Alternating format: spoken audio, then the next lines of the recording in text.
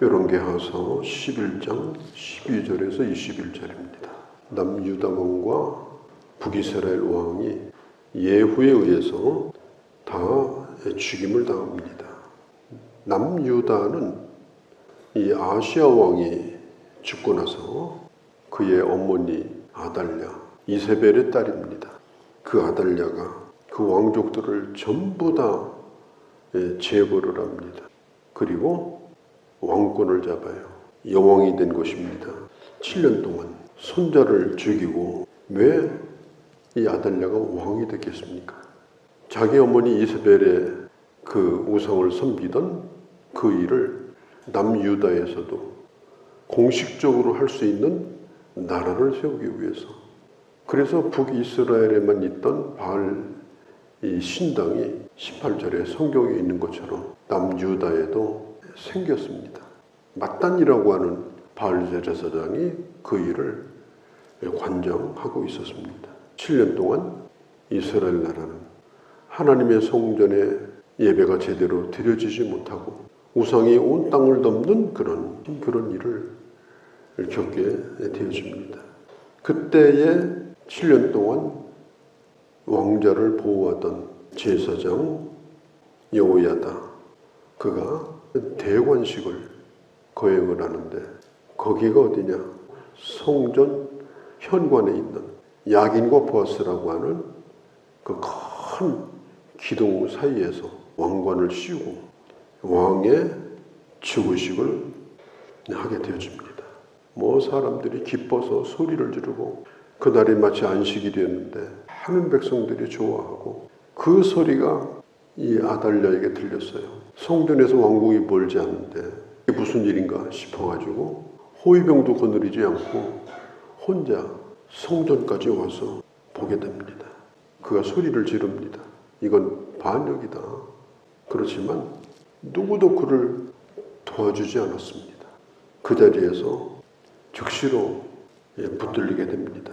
그때 여호야다가 명을 내려요.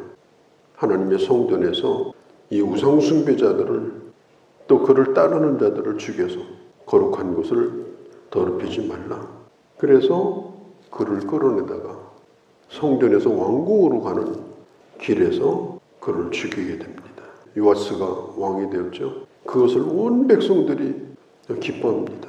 왕을 이제 기름을 붓는 자리에 모든 백성들, 또 장관들, 모든 지도자들, 또 나팔 부는 사람들, 이런 사람들을 다 모여서 하나님을 찬송하면서 이 새 왕의 즉위식이 열려지게 됩니다. 하나님은 다윗을 기억하고 그 약속을 지켜주셨습니다. 여기 왕의 이 요아스의 대관식의 특징을 보면요, 17절에 보면 여호야다가 왕과 백성에게 여호와와 언약을 맺게 했다. 제사장 여호야다가 왕에게도 백성에게도 똑같이 언약을 맺게 합니다. 하나님을 어떻게 섬겨야 되는지, 어떻게 왕 노릇을 해야 되는지, 어떻게 백성 노릇을 해야 되는지, 하나님 앞에서 왕도 백성도 다 하나님의 백성일 뿐입니다. 하나님 앞에 함께 무릎을 꿇어야 됩니다. 지금 그것을 가르쳐 주는 거예요. 하나님의 말씀을 떠나가면 또다시 잘못됩니다. 또다시 부패합니다. 중요한 것은 이 어린 왕이 하나님의 말씀을 끝까지 붙들고 사는 거, 이게 중요한 거예요. 그렇지 않으면 허무하게 끝나요. 아무것도 아닙니다. 그래서 이 여호야다가 왕과 백성을 함께 하나님의 말씀 앞에서 언약을 맺게 하는 것입니다. 그리고 18절에 보면은 온 백성, 이 온 백성이 누구냐? 그 땅에 살고 있는 모든 사람을 뜻해요. 그동안에 바알을 섬겼던 사람들에게 명을 내립니다. 스스로 이 바알의 산당을 다 허물어라. 백성들 스스로가, 누가 가서 막 허문 게 아니고요, 군인들이 가서 허문 게 아니에요. 스스로 다 헐라. 이 백성들이 제사장의 말을 따라서 그걸 다 허물게 되어집니다. 바알의 제사장이었던 맏단이라는 사람을 끌어내서 7년 동안 우상을 섬겼던 그 모든 일을 다 청산을 하고 그리고 특별한 것은 하나님의 성전을 군사들을 시켜가지고 지키게 합니다. 18절 그때 보면 수직하게 했다. 왜냐? 지금 극단적인 그런 바알 신봉자들이 나타나서 하나님의 성전에 난입해가지고 어떤 일을 저지를지 모르기 때문에 예배를 방해하는 것. 우리가 한번 비교해 볼 필요가 있죠. 예후의 개혁과 남유다의 여호야다의 개혁은 어떻게 다른가? 다른 점이 있습니다. 여호야다는 예배를 중요시 여긴 사람이에요. 하나님의 전을 귀히 여겼습니다. 어떻게 하든지 예배를 회복하려고 최선을 다했습니다. 그런데 북쪽에 있는 예후는 결국은 여로보암 때 만들었던 금송아지 우상을 허물지 못하고 그 뿌리를 캐지를 못하고 또 남쪽 예루살렘으로 가는 길을 여전히 막아버렸고 절기도 여전히 폐쇄되었고 어마어마한 일을 하는 것 같았는데 뚜껑을 열고 보니까 결국은 한 게 없어요. 그냥 잔인하게 무섭게 수많은 사람들을 죽였지만 진정성이 없었습니다. 특별히 하나님을 사랑하는 마음 그리고 예배가 회복이 안 된 거예요. 이 여호야다의 개혁의 특징 가운데 하나는 뭐냐? 왕과 백성들을 하나님의 말씀 앞에 서게 했다는 겁니다. 왕이 아무리 높아도 하나님의 말씀에 순종해야 됩니다. 그래야 왕도 왕이 되는 거예요. 자, 이제는 이 요아스는 백부장과 또 주위에 있는 사람들 호의를 받고 성전에서 출발해서 지금 왕궁으로 이동을 합니다. 그 분위기가 어떠했는가? 20절에 보면 온 백성이 즐거워하고 온 성이 평온하더라. 여호야다가 일으켰던 이 개혁, 아달랴를 제거하고 새롭게 다윗의 왕가를 회복하는 이 일은 대단히 평온하게 진행이 됐습니다. 대단히 즐겁게 진행이 됐습니다. 이 개혁은 성공을 거둡니다.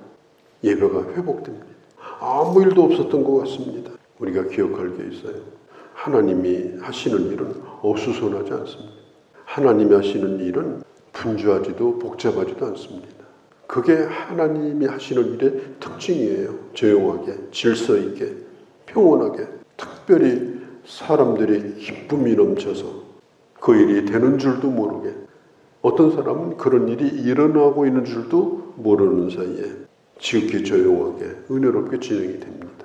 그게 하나님이 하시는 일이에요. 사람이 하는 일은 어떠냐? 예후가 한 일을 보세요. 여러 사람 죽어나가는 거예요. 이 일은 됐어요.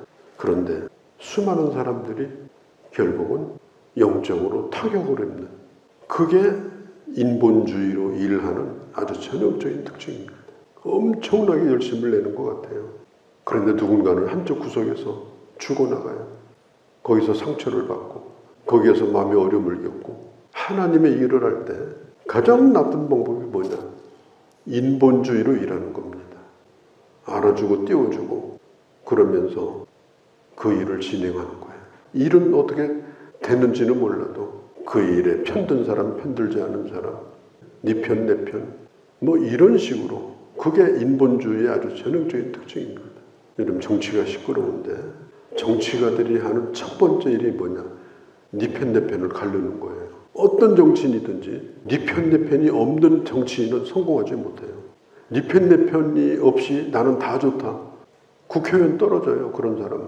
네 편, 내 편이 확실해가지고 그런 사람이 정치를 하는 거예요. 교회는 정치하는 데가 아닙니다. 교회는 세상 마당이 아니에요. 그건 정치하는 사람들이 하는 거예요. 왜? 그렇게 해야 끼리끼리 모이고 결속력이 다져지고 그렇게 해야 구호도 외치고 그런 거예요. 그런데 그건 세상 정치지 교회에서 그렇게 하면 안 돼요. 우리가 남이가 그러면서 끊임없이 끼리끼리 모으고 끊임없이 끼리끼리 모이고 그래서 적과 동지를 자꾸 구분하고 그리고 어떤 일을 하게 되면 많은 사람이 다쳐나가고 그게 예후 스타일입니다.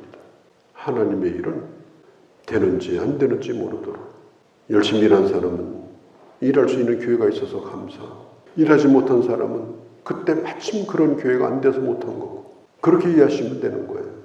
결과에 대하여 함께 기뻐하도록, 결과에 대하여 함께 하나님께 영광이 돌려지도록, 그래서 지극히 평온하고 조용하게 그렇게 하는 것이 바로 이 여호야다가 했던 개혁의 방법이었는데 얼마나 잘했는지 몰라요. 성경은 이렇게 말합니다. 온 백성이 즐거워하고 온 성이 평온하였다. 여호야다의 개혁은 지극히 평온하고 기쁨이 넘쳤다. 하나가 되면 그렇습니다. 기도로 하면 그렇습니다. 은사를 따라 일하면 그렇습니다. 서로가 사랑함으로 일하면 그렇습니다. 그래서 여호야다에 대한 평가는 대단히 긍정적입니다. 그가 7살짜리 왕 뒤에서 말하자면 섭정을 했는데 이 섭정한다는 게 얼마나 이게 위험한 일이에요. 거기 자기 사심이 끼고 인척들 불러들이고 그러면서 이제 나라가 잘못되는 건 먼 데서 찾을 필요도 없어요. 국정농단이 이루어지는 거예요. 그런데 여호야다는 전혀 그런 일이 없었습니다.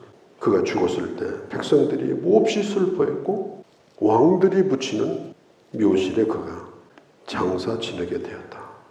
진정으로 왕을 섬기면 왕 같은 대접을 받습니다.